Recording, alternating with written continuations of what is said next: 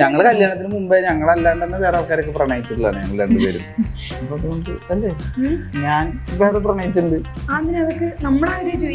നമ്മുടെ കാര്യം അവർക്ക് ആവശ്യമായിട്ട് ബൂസ്റ്റൊന്നും കൊടുക്കരുത്. ഞാൻ ഭയങ്കര ഒട്ടും റൊമാൻറ്റിക് അല്ല. ചേട്ടൻ ഭയങ്കര റൊമാൻറ്റിക്കാ. വിയേർഡ് ആയിട്ടുള്ള ഒരു ഹാബിറ്റ്. എന്താ ഞാൻ കള്ളു കുടിക്കാറുണ്ടെന്നുള്ളതാണെങ്കിൽ അത് പറയണ്ട. ഭയങ്കര കെയറിങ് ആണ്.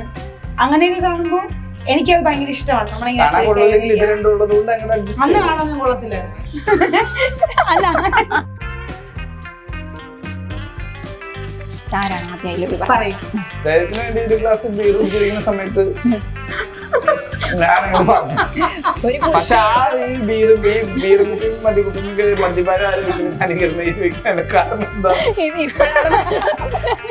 സ്ത്രീനെ കാണാൻ ആഗ്രഹിക്കാൻ തുടങ്ങിയ കാലത്ത് കണ്ടിട്ടുള്ള ഏറ്റവും ഭംഗിയുള്ള സ്ത്രീകള് മംഗളത്തിലും മനോരമയിലും വാരികയില് പടം വരയ്ക്കും. നോവൽ ശ്രദ്ധിച്ചിട്ടുണ്ടെങ്കിൽ ഭയങ്കര ഭംഗിയായിരിക്കും അവർക്ക്.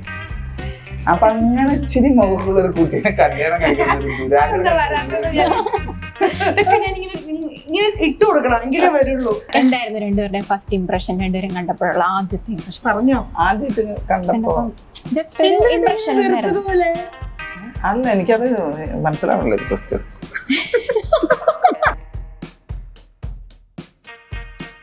കല്യാണത്തിന് മുമ്പുള്ള 2 വർഷം ഞങ്ങൾക്ക് നടക്കുമ്പോ മാസ്ക് ഇല്ലായിരുന്നു. ഞങ്ങളുടെ കല്യാണം കഴിഞ്ഞപ്പോ മാസ്ക് മാറ്റി ഞങ്ങൾക്ക് വേണ്ടി വന്നാണോ കൊറോണ? അന്ന് ഞാൻ എന്റെ കൂടെ ഉണ്ടായിരുന്ന ഏതോ ആൾക്കാരുടെ പറഞ്ഞിരുന്നു, ആർട്ടിസ്റ്റുകളുടെ അടുത്ത് ഉടനെ കല്യാണം കഴിച്ചല്ലോ എന്ന് വെച്ചു. പിന്നെ അമ്മേന്റെ അടുത്ത് പോയിട്ട് അപ്സരയുടെ അമ്മേനെ പോയി പരിചയപ്പെട്ടിരുന്നു. അച്ഛൻ എന്ത് ചെയ്യുന്നു? അച്ഛൻ പോലീസിലായിരുന്നു. ഒപ്പം തന്നെ പോകുന്നു. കാരണം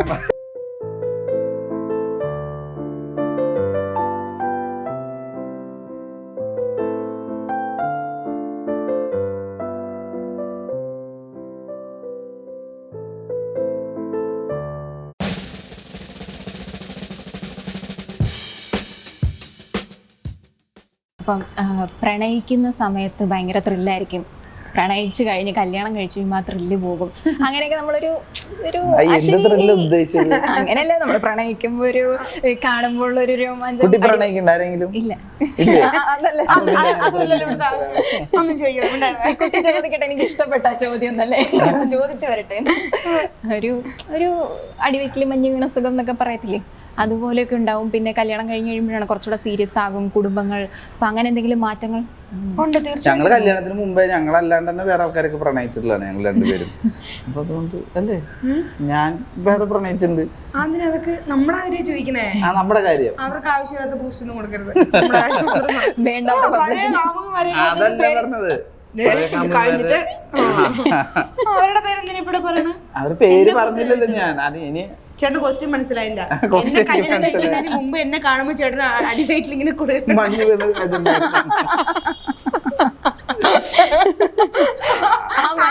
ചേട്ടൻ ഇപ്പോഴും ഉണ്ടോ എന്നാണ് ചോദിച്ചത്. അപ്പൊ ഉടനെ പഴയ കാമുകിയുടെ പേര് നമ്മുടെ കല്യാണം കഴിച്ച പിള്ളേരായി പോയില്ലേ.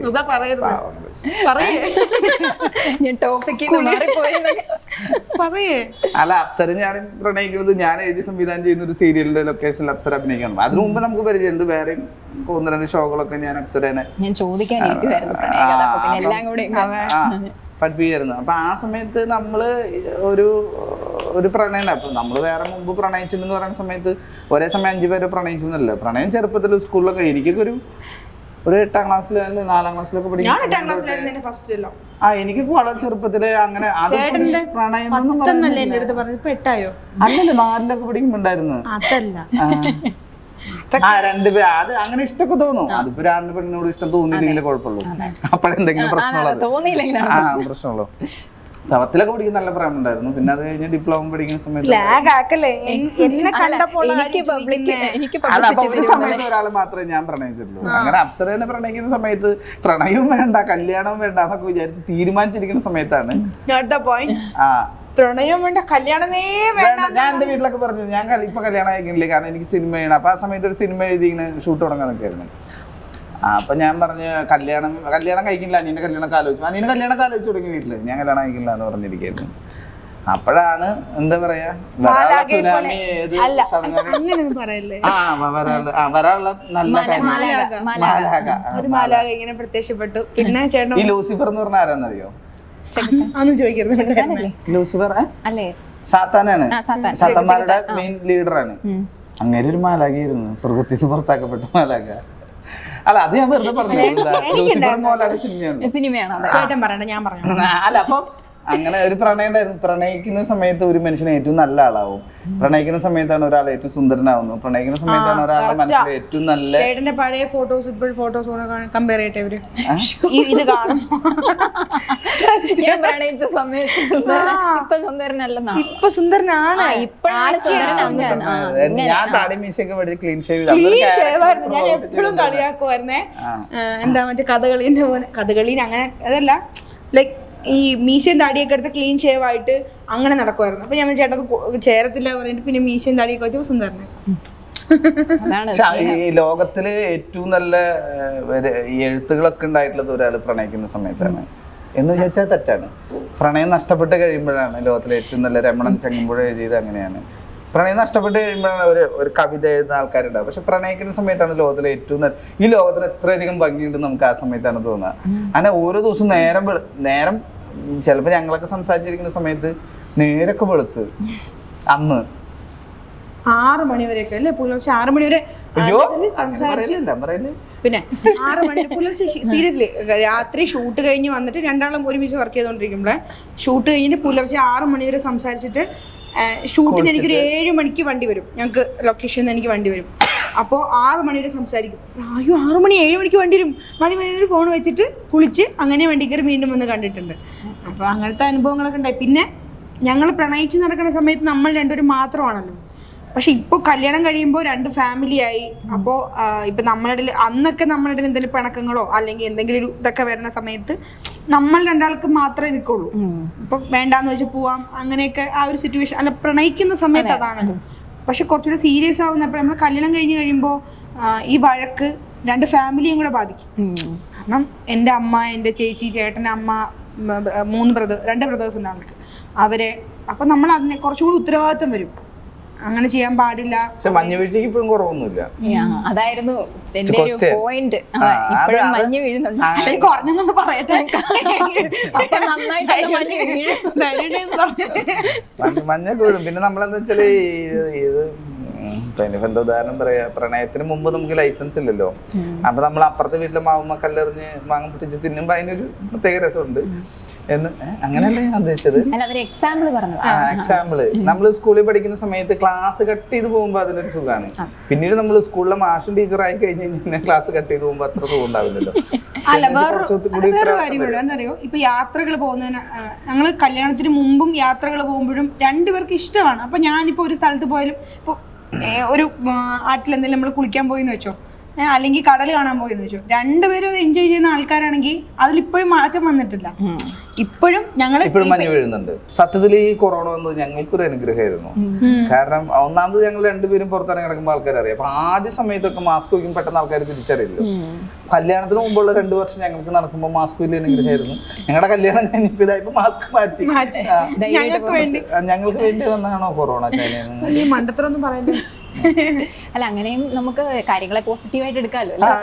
ഇപ്പൊ നേരത്തെ ക്വസ്റ്റ്യൻസിന് ഉത്തരവാദിത്തം കുറച്ചു കൂടി, അല്ലാതെ സ്നേഹത്തിലും ഇപ്പൊ പിന്നെ അങ്ങനെ റൊമാൻറ്റിക് ആയിട്ട് നടക്കാനൊന്നും അങ്ങനെ സമയമില്ല. ചേട്ടൻ ഭയങ്കര റൊമാൻറ്റിക്കാ, ഭയങ്കര ഇതാ. ഇപ്പൊ പക്ഷെ ഞാൻ കുറച്ച് മാറിയോന്ന് എനിക്കൊരു സംശയം. അത് കല്യാണം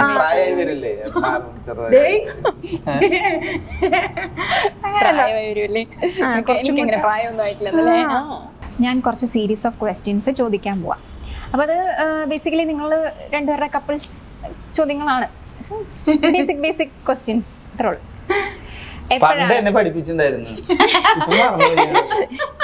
ഇനിയില്ല, ഇത് ഫേവറേറ്റ് നിറം അങ്ങനെയൊന്നുമല്ല.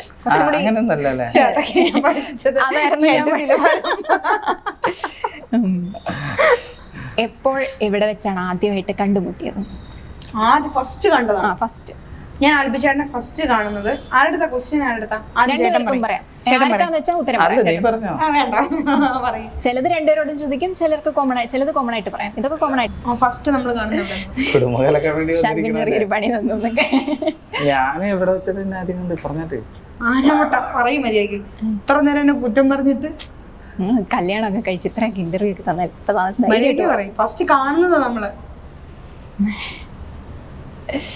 ഫസ്റ്റ് മറ്റേ ഇവിടെ വെച്ചിട്ടല്ലേ എറണാകുളത്ത് ഏറ്റവും മറ്റേ ആദ്യമായിട്ട് ആർപ്പ് എന്നൊക്കെ അവിടെ ആ പറയും അങ്ങട്. അത് ലൗഡ് സ്പീക്കറിൽ അഭിനയിക്കാൻ വന്നപ്പോഴാ അതിനു മുമ്പ് ആർപ്പ് ചെയ്തു. ആണോ? ചോദ്യം ഞാൻ പറയാം. എന്നാലും ചേട്ടൻ ചോദിച്ചു. അതായത് നമ്മള് കൈരളി ചാനലിൽ തന്നെ ഞാൻ ആ സമയത്ത് ലൗഡ് സ്പീക്കർ എന്ന് പറഞ്ഞൊരു പ്രോഗ്രാം ചെയ്തു. ഒരു ഗോസിപ്പ് ബേസ്ഡ് പ്രോഗ്രാം ആയിരുന്നു. അതിൽ അപ്സര അഭിനയിക്കാൻ വന്നിരുന്നു. എന്റെ അപ്പൊ അതിലാണോ ആദ്യം വന്നത്? അല്ല, ആർപ്പോ ഇറോ എന്ന് പറഞ്ഞിട്ട് ഒരു ഷോ ഉണ്ടായിരുന്നു ടെലിവിഷൻ ആർട്ടിസ്റ്റുകളൊക്കെ വെച്ച്. ആ സമയത്ത് ഇവർക്ക് സ്കിറ്റ് എഴുതി കൊടുത്ത് പഠിപ്പിക്കാൻ വേണ്ടി എറണാകുളത്ത് എന്താണ് മെർമെയ്ഡ് ഹോട്ടലില്. Mermaid ഹോട്ടലല്ല actually.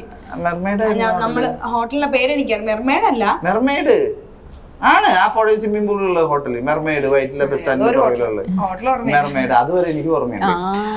അപ്പൊ അതിന്റെ സ്കിറ്റ് പഠിക്കാൻ വേണ്ടിട്ട് അപ്പൊ ആ സ്ഥലത്ത് വെച്ചാണ് അപ്സരനെ കാണുന്നത്. അന്ന് അപ്സരക്ക് വളരെ ചെറിയ കുട്ടിയായിരുന്നു അപ്സര.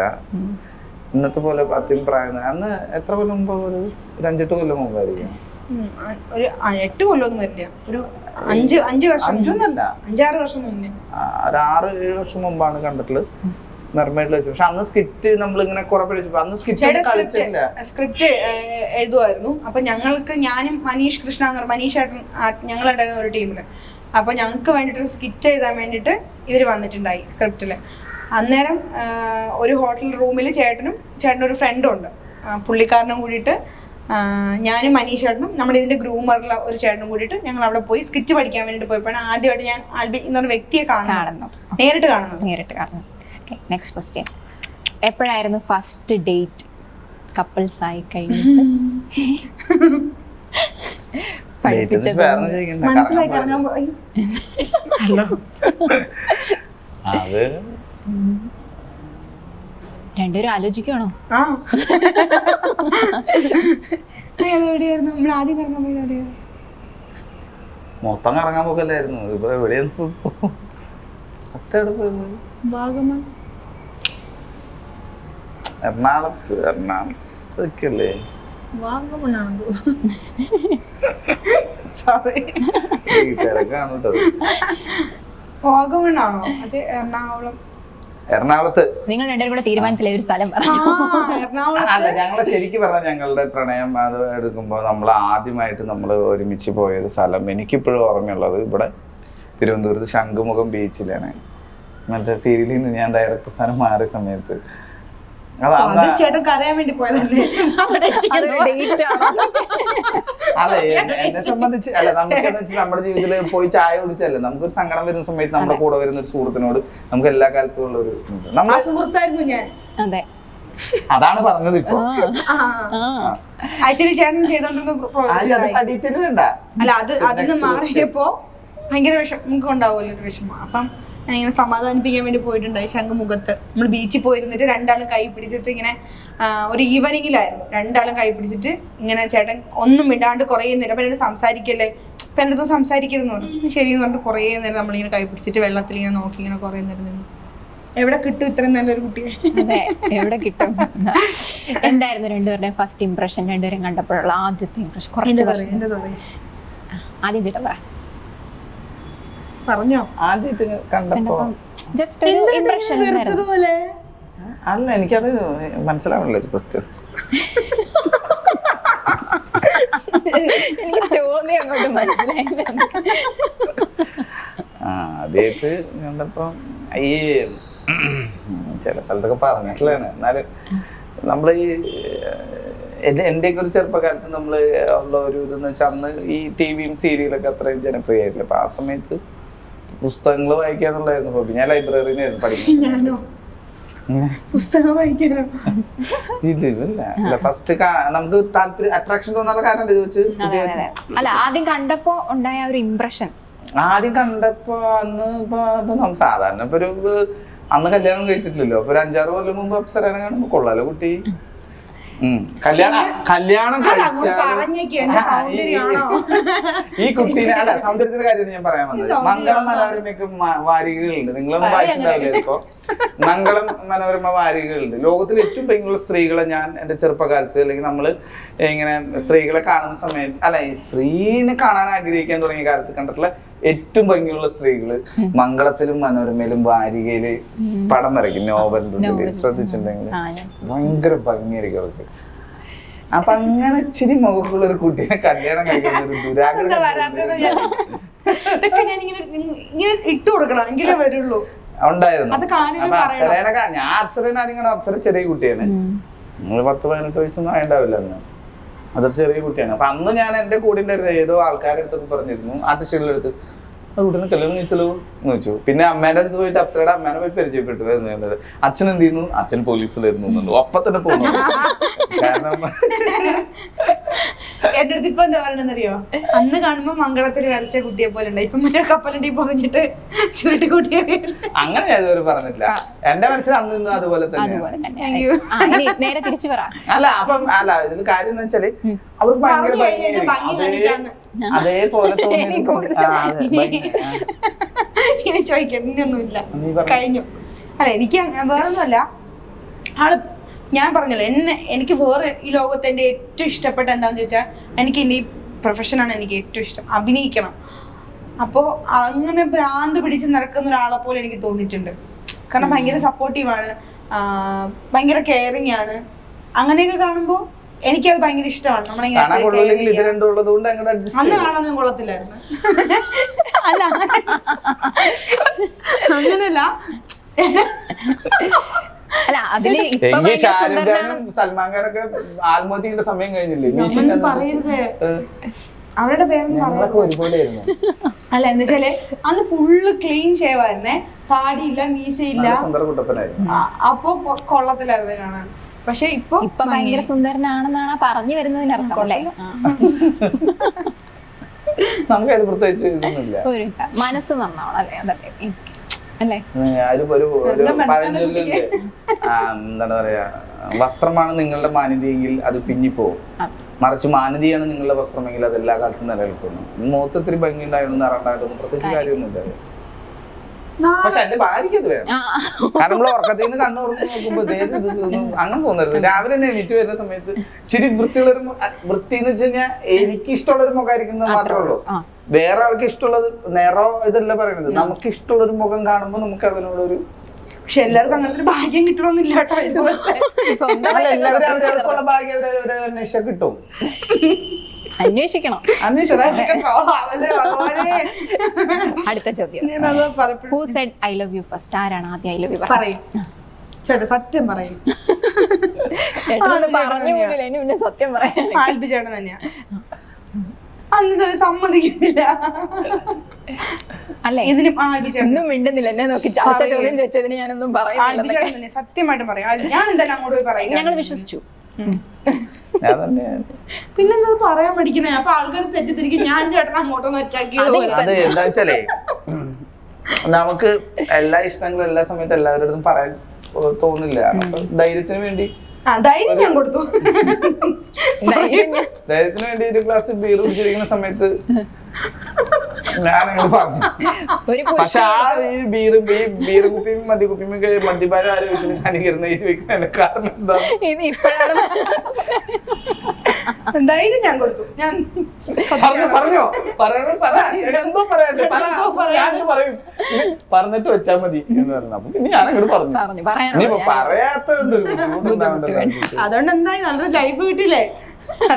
അയ്യോ, ഇപ്പൊ ഈ ലൈഫ് എന്നുള്ള വാക്ക് പുതിയതാണ്, ഇതുവരെ പറയാറില്ല. അങ്ങനല്ല. അതുകൊണ്ട് ഇങ്ങനെ എന്തായി, നല്ല സുന്ദരി ഒരു കുട്ടിയെ കിട്ടിയില്ലേ?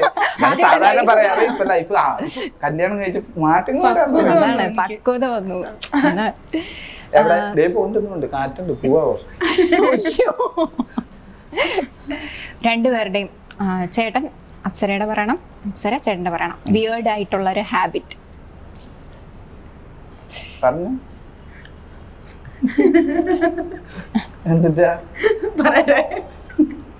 ഞാൻ കള്ളു കുടിക്കാറുണ്ടെന്നുള്ളതാണെങ്കിൽ അത് പറയണ്ട.